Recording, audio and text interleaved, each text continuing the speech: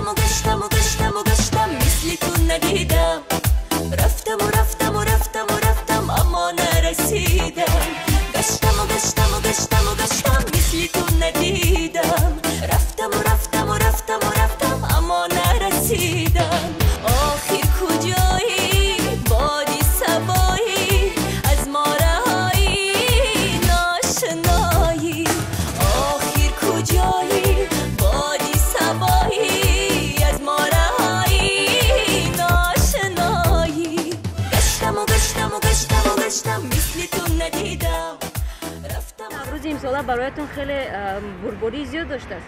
انشالله که در نوروز خدا خواهد در آلمان کنسرت دارم روز 21 سفر دارم روز 22 24 در برلین هم بر کنسرتی خودم رو برپا میکنم در اونجا برای توشیکا. خب سفر رو بخیر باشد.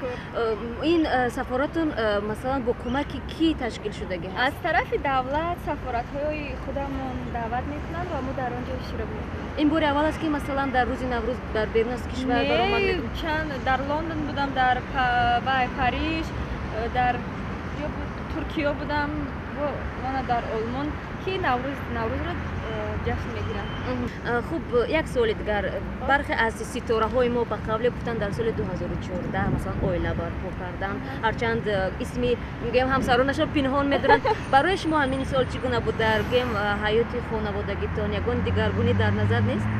دیگرگونی راست گپ در فکرش هم نیستم حالا چون که همین قدر کارم زیاد که به اینم نمیرسم و فکر میکنم که حالی بر وقت است برای شوهر کردن من آماده نیستم راستی گپ چون که حالا خودم رو خورد ضمناً خیلی لاغر شده هستید این در پی مثلا برآمدهای زیاد است هر روز در دوده و در سیام کرد در سفرهای هنری وقتی خوردن نمیابیم راستی گپ وقتی خواب کردن بسیار مونده میشیم شاید از همین سبب باشد.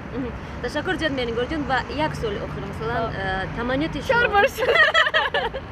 آخرین تمنیات شما در همین عید نوروز برای اونهایی که ما رو تماشا میکنن. خب من چی تمنیات میکنم؟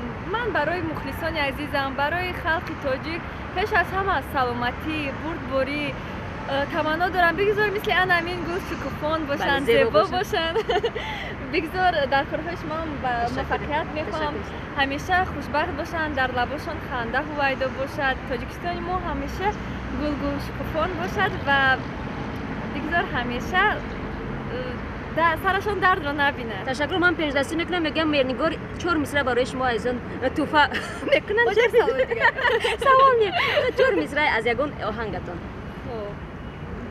نه هوای نه سودای زی سوی تو نه پروای چی دنیای چی رویای دلم به تو چی تنهای نه هوای نه سودای زی سوی تو نه پروای چی دنیای چی رویای دلم به تو چی تنهای.